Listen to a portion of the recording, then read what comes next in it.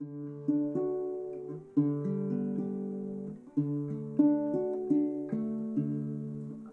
you ready? Let's go. Let's go, George says. The Rainier Muni. It's Thursday, what about the 16th, 17th, 16th of June, I think, huh? And the bar room's packed. And boy, I'll tell you, it's going to get crazier. That's all I can say on a Thursday afternoon. And, Oh yeah, it's. well, we're back home. We're not in Fargo with any celebrities or anything. Yeah, We're just professional baseball players we hang out with. we decided not to go back outside because the last time we went outside it was a bit windy. It was. And it's as windy or windier today. You realize there's a heat wave, a heat restriction down in the cities, and but although Dwayne, I love Dwayne. Dwayne is a great mentor and everything. His weather reports are far too accurate. And it's like, and so he gives these rainstorms. No, I think it would help if he said we're going to get a scattering of thunder showers as opposed to 4 inches of rain. It's no, Dwayne's great. Yeah, I had 95 degrees and 40-mile-an-hour winds on Tuesday. And is this a sign of age? Maybe you can help me out. But 95 degrees and humidity didn't feel so bad. I mean, it was bad, don't get me wrong, but it didn't feel as bad as it has in the past. Well, and plus the fact you mentioned that we have humidity. This was a dry. A lot of times that dry air down there is not dry, and the humidity rate is, it'll suck the yolk out of an egg. It's bad. I was completely, utterly exhausted after a 5-hour and 45-minute round. I didn't swing a club, but I was completely exhausted. Did they give you a golf cart? They had no golf carts unless you have a handicap sticker, and then they may still not give you one, is the way that works down there. Couldn't you say I got a kid? I didn't have the kid with. Oh, well, that's... So, yeah, it was a...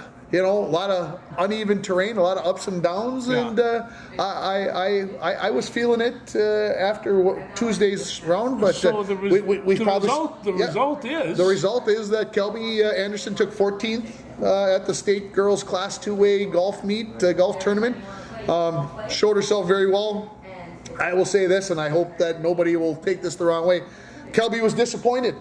Not happy with the way that she played, that she can play better. And obviously, she can. I mean, everybody goes out and golfs, and you can always play better. I don't care if you play basketball, football. You can always play better. But that's what drives her. That's why she's going to be the great golfer that she is going to be. And failure is not all bad. Ooh. And it's just, as long as you don't fear it, she does not. She embraces it and she goes after this thing. I think we have the makings of a Bronco star here. She found out after Tuesday's first round that she was going to golf with the girls in first, second, and third place from day one. Was very nerve-wracking. Yeah. I think I can say this. She told everybody basically so within her entourage, mom and dad and Coach Casaretto, that this was going to not be fun because it was going to be whatever, and you could tell that she was nervous. And I asked her after the round, I said, when did it go away? After my drive was just as good as everybody else's drive on the first hole. And that's really when it was. And once that happened, and I think that's in any round when you're at that level playing at a state tournament, that competition, she found out very quickly. She parred the first hole. Two of the other girls parred and one bogey. She knew right then that she could play with them, and she did for the rest of the day. Shot a 41, which is 5 over for those 9 holes. They only got to play 9 holes on Wednesday. And the other girl shot 38, 40, and 42 when she was at 41 right in the middle. And keep this in mind, the other 3 girls that she golfed with, they'll know each other the rest of their lives. Absolutely. And so that's a golf. I mean, other sports get it to you, but golf, you're playing against the course. They have the measurement that's other than the people that you're competing against. Not to say that there's some golfers that aren't pretty cutthroat. Oh, there are, but absolutely. Where they go after is the course, not as much each other. And so, but I just see these kids. I watched the AAA. They had the two sisters that took first and third, and they took second and third, and they had another champion, and they were over there. They had as much smiles on their face as they would have had for each other. That's what sportsmanship is. I mean, I was impressed.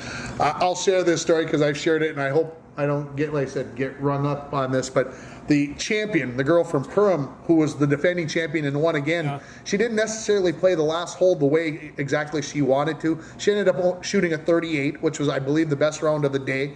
She wins the title, and afterwards she was less than happy. I mean, just won.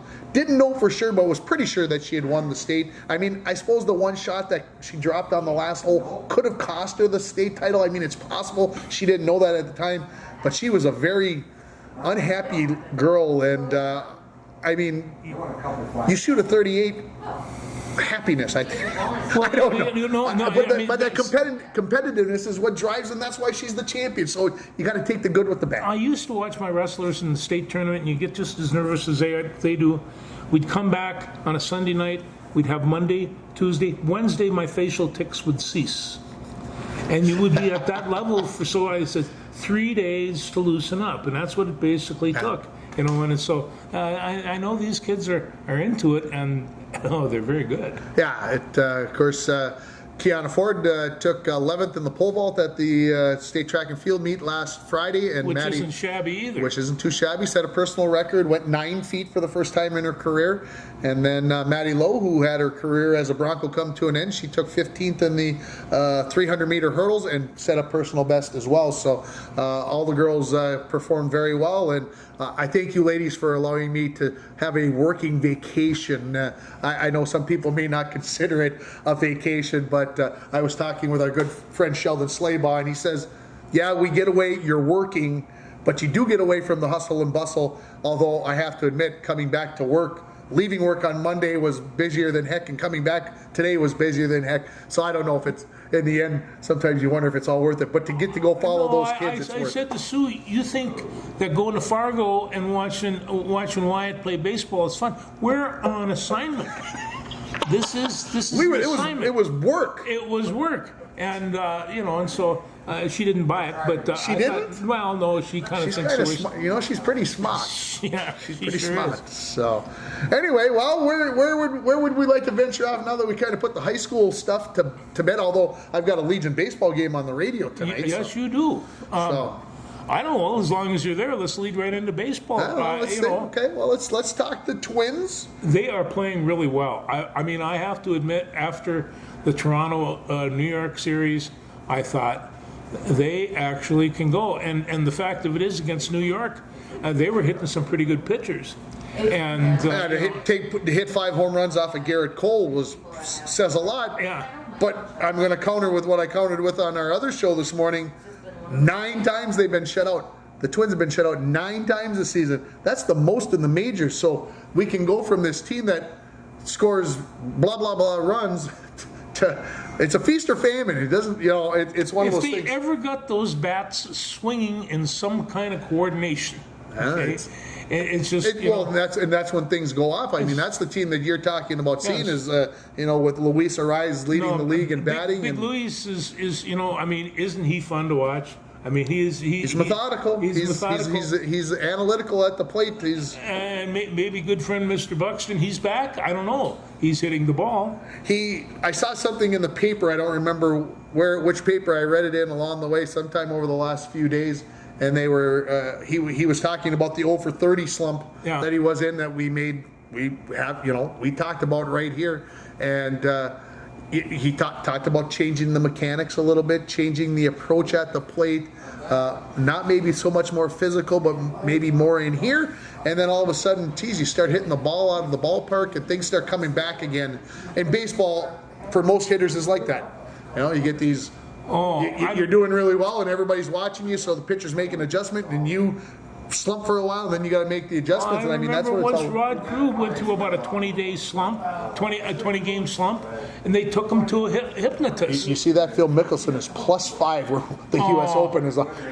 George feels horrible. Horrible. We'll talk more about that. But and they took Rod. They brought him to a hypnotist. and maybe that would help. They would try anything to get him to psychologically say you can break out of the slump, and everybody knew he was going to. And then of course he ripped the hide off for about 3 weeks and made up his points. But people were panicking. Rod can't hit the ball. He's having this great big mental block. Well, I think, Rod would go to the old laid back, I got to do it this way because he's left-handed, and he laid the old bat back and the old, it's in here. A lot of times hitting is in there. I mean, yes, you got to be able to hit the curveball, Serrano, and whatever else, whatever else. But it is really mental, and I that's where I think Buxton is at. I mean, to me right now, he's on up one of those up cycle, and pretty soon he's gonna plummet for a while, and then they make the adjustments. Well, and when they went to Toronto, I get a kick out of this. They went basically with half their team, the third of their team, the St. Paul Saints. And the other guys they left at home because of the vaccine, and then of course they went to Toronto and took 2 out of 3. Geez, what do you need those guys? But I tell you, if you don't have a Max Kepler in that lineup right now, you got to have one. You got to have several big sticks, and he's one of them. Well, they thought Joe Ryan was the one who took the loss at Seattle out of the 3 games in Seattle, and he's coming back from COVID, and he basically said, I've got no stamina. Yeah. It took it out of me. I don't have it. So he said it's going to take a while for him to work back up to that. But we'll see what happens. The Twins did win 2 out of 3 in Seattle, and now go to Arizona to play down in the dome down there. They'll get undercover, not have to play in the 110-degree heat or whatever it is down in. I'm going to tell you, these late games are tough, though. They don't even exist on my radar as far as watching. I try to catch a little bit of it and then think I'll fall asleep and wake up, and I do, and I turn off the TV, and I haven't any idea what the score was. So it's but. Hey, I hope they do well, and I think this little visit to Arizona is kind of an important one. But there's still 100 games left in this season. There's a long ways to go. Long ways to go. The lead's just 2.5 over Cleveland right now. Cleveland's playing very good baseball, and we'll see. Well, I've got a lot of confidence in this team. The pitching again has stayed better than what we anticipated. Even the game they lost 5-0. I mean, you only give up 5 runs. You'd like to think that you got a chance to win those kinds of games. Yeah, so, but I have to agree. On top of that, like I say, you bring in a starter, and he gets 4 innings, and you bring in relievers, and they've pitched 4 scoreless innings. I mean, this is what you get with your pitching staff. If you can do that and keep them to a goose egg, you're doing well. The Atlanta Braves, World Series champions, who are under 500 midway through May, have won 14 in a row. Yeah, they're good again. We knew they were going to be good. They were going to be good. Back up here again, where are you living? So, kind of interesting. 2 immaculate innings. Can you imagine that? Explain what an immaculate inning. I think it's only been done maybe more than a couple of handfuls of times in the last 50 years. Anyway, an immaculate inning is 9 pitches, 3 strikeouts. So that means you threw 9 balls, you got 9 strikes. Whether they were foul ball, you get 9. You get 3 outs on 9 pitches, 9 strikes. Yeah. Okay. And Houston got 2 of them in the same game. Your guy can't even work up a sweat doing it in the same game. In the same game, we like to do the math around here every once in a while. Probability-wise, statistically, that seems impossible. Yeah, it is. But it is. And of course, almost another no-hitter last night. We've been seeing lots of these recently. These near no-nos, and your boy Shohei Ohtani breaks it up with a triple. Yeah, the thing of it is that this guy can nail you in so many different ways, and then go out and strike out the side.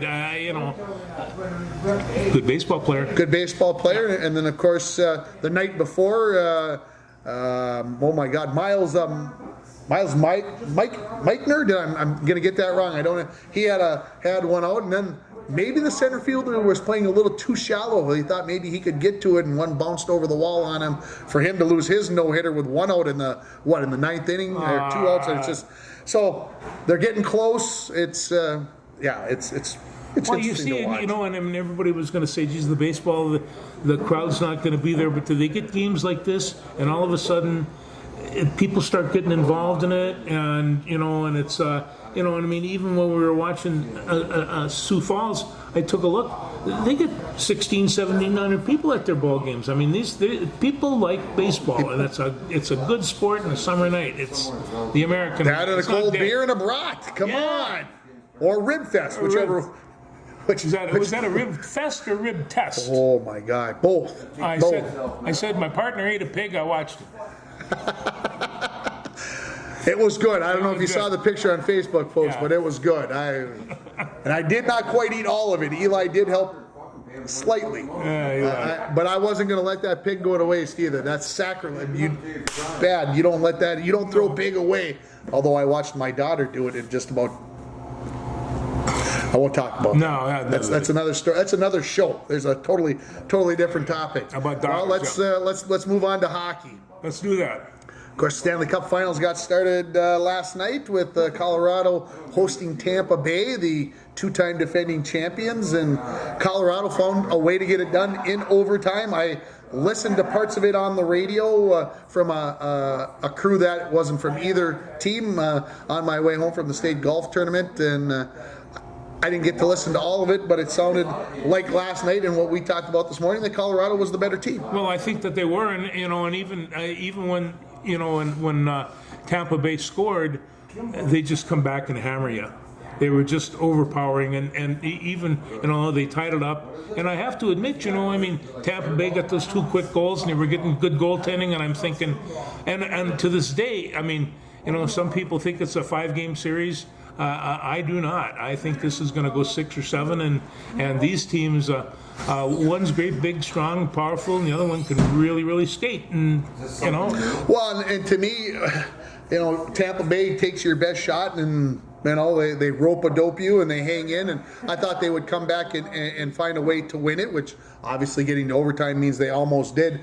But I said this morning on our Sports Back Talk show on the radio, I firmly believe what Tampa Bay did to the New York Rangers is exactly what's going to happen to the Colorado Avalanche.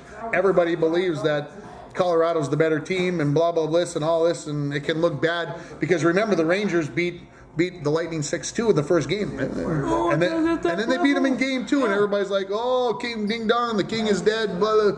And then they win 4 straight.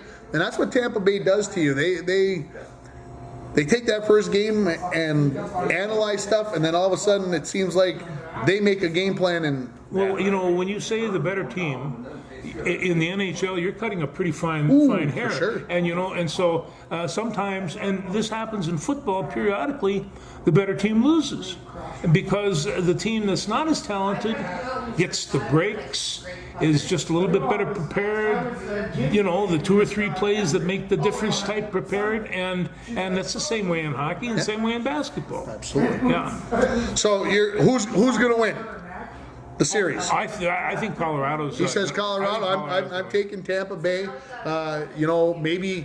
Maybe a month ago, 2 weeks ago even, I might have said Colorado was no way Colorado could lose. I may have even said that.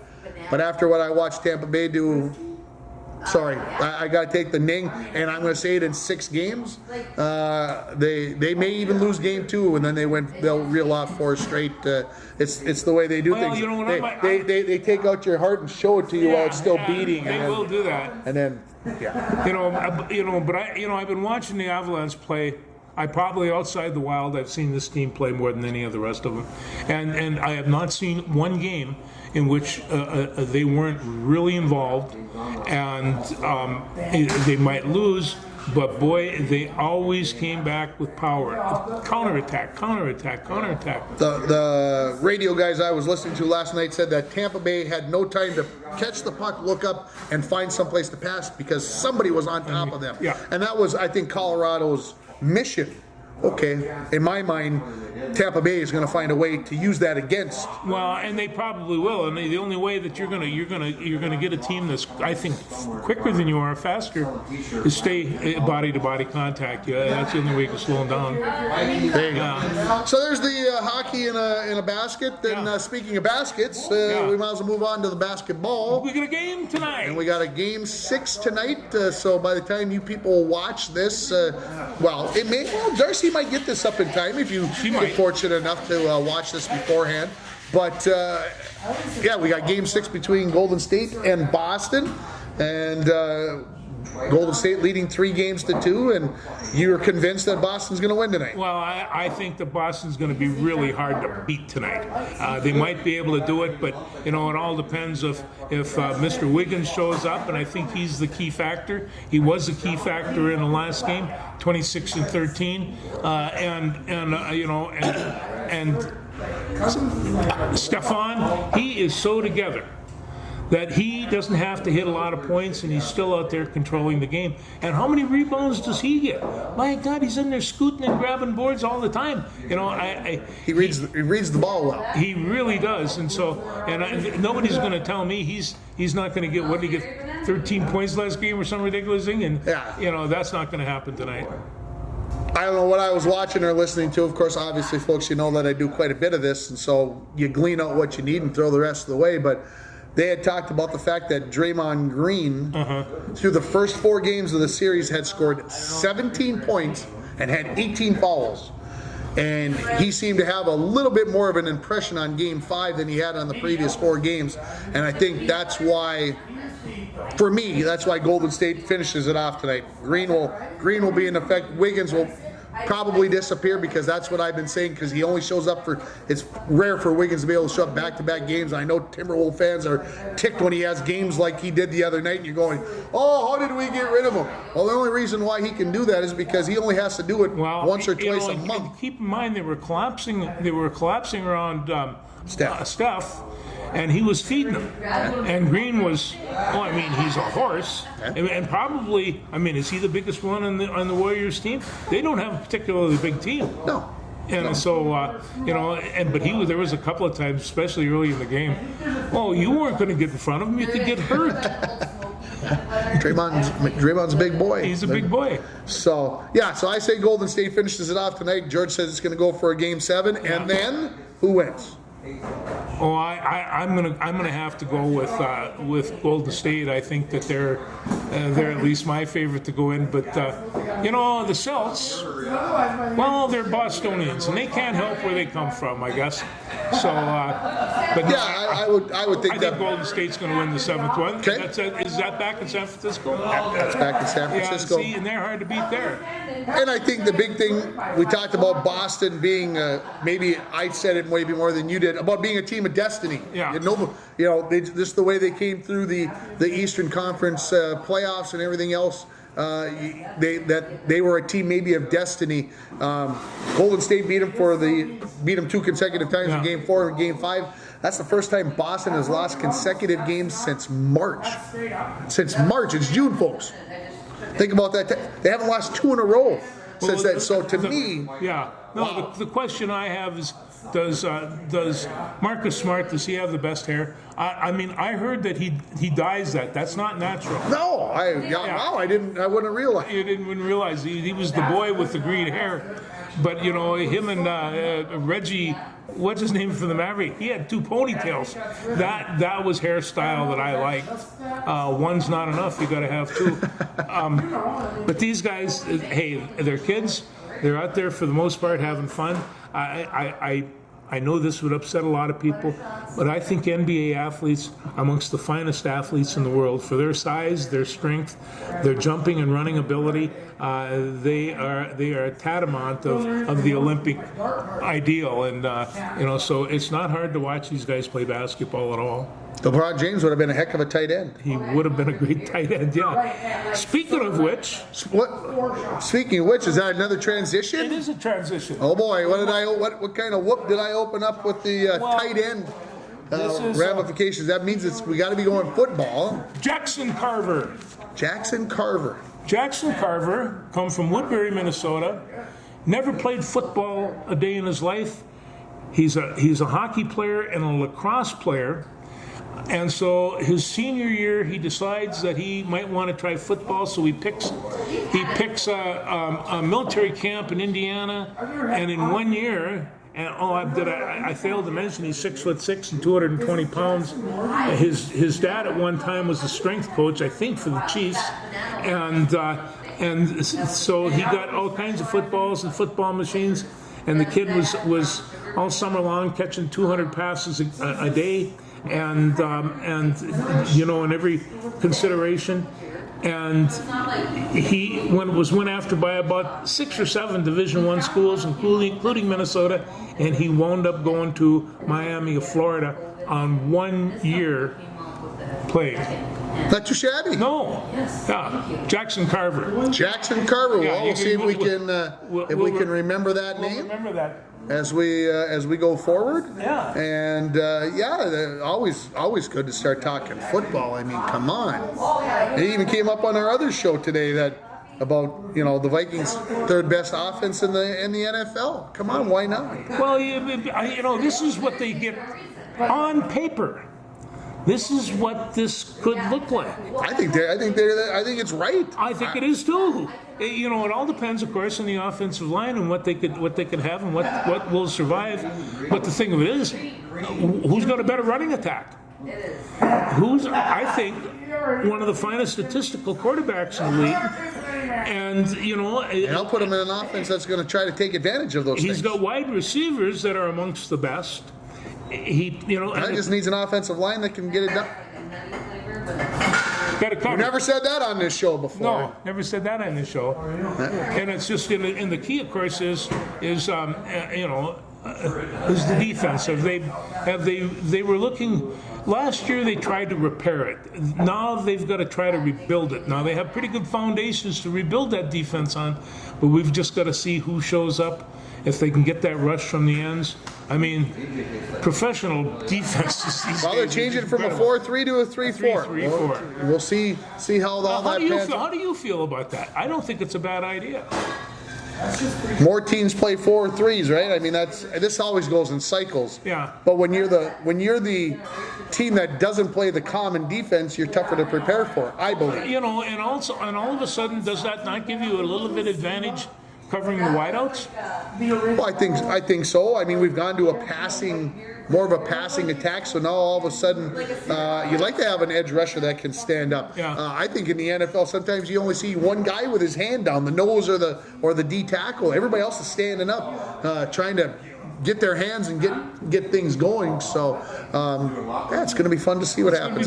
Can't come soon enough, and of course the CFL season got started. As long as we're talking football, CFL season got started, and my Winnipeg Blue Bombers squeaked one out, won 19-17, and So a squeak, that's a W? That's a W. Well, we'll take it then. We'll take it. Yeah, it was didn't play their best game, but of course they had the big celebration with the new banner and being the defending champs and et cetera, et cetera. So, Yeah. So, all right, so we got baseball, hockey, football, basketball. Oh, we do. We got something left? We do, and I'll tell you what that is. All right. There was a television contract go out. He wants to send out secret emails. Major League Soccer scores a $250 million minimum for TV rights by Apple Television. Nobody's going to show up. And I mean, whether you like soccer or you worry about contracts, this is how little things begin. Is that television contract, and you. It's always about the money, right? It never goes down to the hosts or anything like that. So. All right.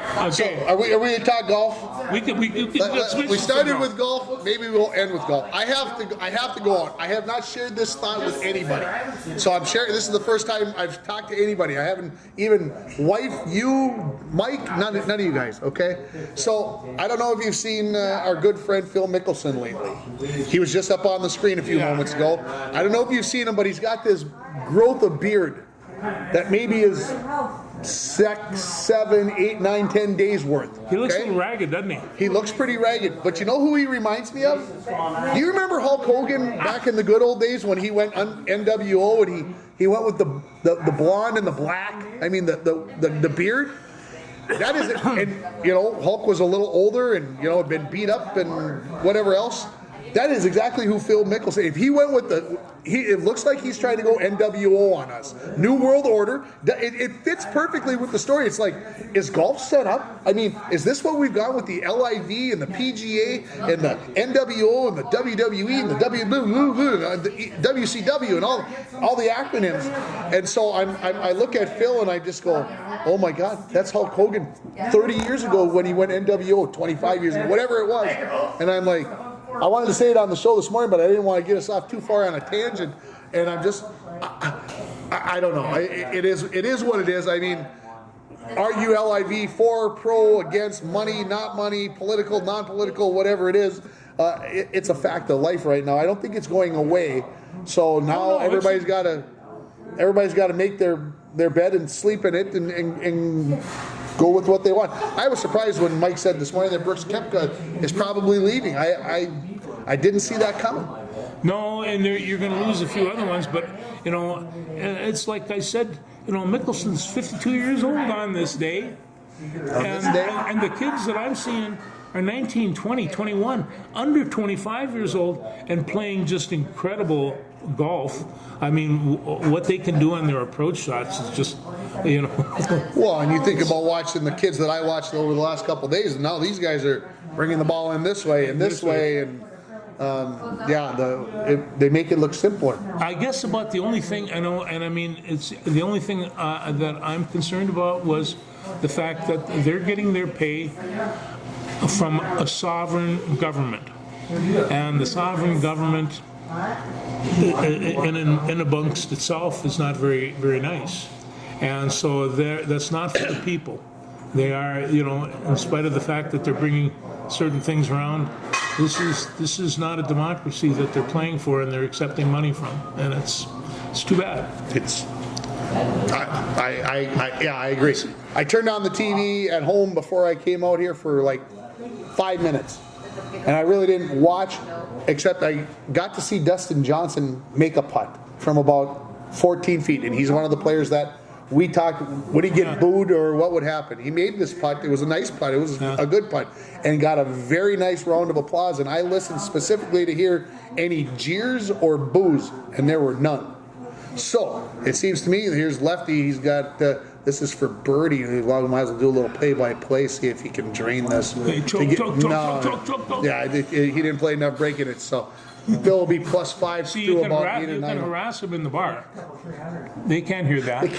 You can do that. You're not going to get kicked out of the bar You're not probably gonna get kicked out of the bar for harassing a golfer. for doing that. No. So. Okay. What else do we got? Anything else? There was a nice article, 2 articles I want to bring up. One was a group of hockey players. There was a hockey tournament down in the cities this week, and somebody brought in a team of 17 all-black athletes from this hockey team from all over the country. As far as they know, it's never been done before. And these are like high school seniors and whatnot.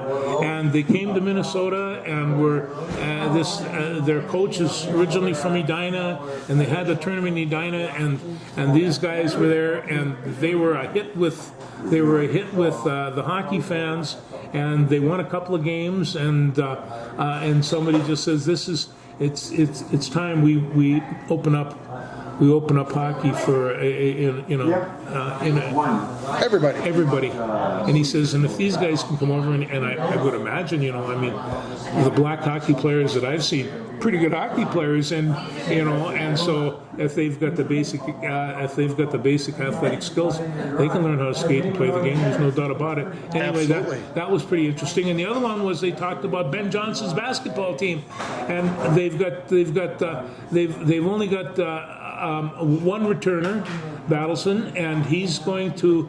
And they talked about the crew that's coming back, and they're going to have a good basketball team this year, including a 7-footer. They're bringing in some freshmen. I feel real good for Ben Johnson. I can't wait for summer practices to start. I know the women's team is also Very in. much. They've already started summer school, and they have been on Learfield Sports, where I get my news cuts for the Twins and the Vikings and et cetera, et cetera, et cetera. They've been on the news 3 consecutive mornings, women's basketball in June, 3 consecutive mornings because of this excitement with these 4 Minnesotans, with the Gopher women having the best recruiting class for any team in the Big Ten. And the guy from my hometown, Chris Brown, whose daughter Mara is going to be on the team. She was in the cuts yesterday, and I didn't get a chance to listen to those cuts yet. I just haven't found enough time. But Chris, if you're watching, and I know occasionally you do, get her. I'm going get an interview from her. I'm going to listen to Mara. He said she would come on our show and do it. We may have to make a trip. We may have to go on assignment to the cities. Assignment. I like On the assignment. way you put that. And then there's one other thing that came up about the Minnesota Lynx. They are not doing well, which means what? The number 1 draft pick? And which means who? Paige Bolkers. Oh boy! And so Wow! You think they're tanking on purpose? No, I would never say that. And somebody else says no, they wouldn't tank. But they don't have to tank. They're awful. You know, you got me. You started me down a bad road here, because what did they do this year? They traded most of their picks away, trying to accumulate picks because they weren't going to need them this year. And of course, Sylvia Fowles getting injured, and Nafisa Collier not playing because she had a baby, and some of these other things you can't control. But and they had a chance to win the other night against Indiana. They probably should have won that game. And for all rights and purposes and whatever else, they probably should have won that game. But right now they're 3-12. I think 3-12. And if you'd have told me that they were only going to win 3 out of their first 15 games, we thought they were going to be pretty good at the beginning of the we'd have probably told you were high, that you had lost your minds, and that you needed to go to the doctor because you were ill. Anyway, Paige would be a hit here. Oh, yeah. Pretty big hit. This is what Mike Rand's program's coming across with, and of course, they love speculating because, hey, those sports people have a good time, Tim. They're not serious like us. They have a good time. They wow. Scary. Like I said, hadn't gone down that road with that whole story, but geez, that's an interesting twist on it. It is. It is. Anything else? No, that kind of We're, takes. we're probably forgetting something major, but by the way, Tony Finau wins the U.S. Open. That's my prediction. That's who I think is going to pull it off. It's time. Oh, is McIlroy? Is he still in the running? McIlroy's -3. He's leading. He's in the clubhouse with a -3 right now. So. Oh, I saw him. He got in a couple of. It's amazing they get in so much trouble, and I mean so much trouble, and then lift that sucker up and put it in the hole.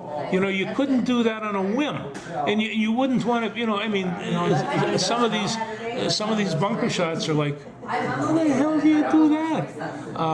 They're amazing golfers. And make it look simple. Yeah. So you didn't go play golf with the boys are playing golf? Is that? I have not played I've not even lifted a golf club. I haven't even thought about taking my golf clubs out of the basement yet. It's not even in my realm. I think I may be there soon though. I think maybe by this time next week things will have kind of maybe plateaued. We've got through the sandbagging. We've got through the spring season. I'm hoping that we'll calm down for a month or two, and then let it get ramped back up late August, and we'll the Smoky Bear being moved from July to September. Due to the river being flooded. Speaking of which, now you're doing Legion baseball. What kind of Legion outlook do we have this year? Warroad came and put a pretty good spank on them in Game 1, and then they played their reserves in Game 2. I think that's easy enough to say. And the Falls won Game 2. They played Cherry on Tuesday. They were tied 1-1 when the skies apparently opened up and let loose with a savage storm here in International Falls that I had not heard about. The thunder and during the day Tuesday, and then Wednesday or Tuesday night the wind blew like crazy and everything else. So they've got 3 super seniors, as I like to call them. Joe Talmadge, Brian Koenig, and Tucker Hell have all returned, and of course they have matured. They've put on some weight. They got to college. They put on some muscle. They've gotten smarter. And I think smarter's the key. I know these guys.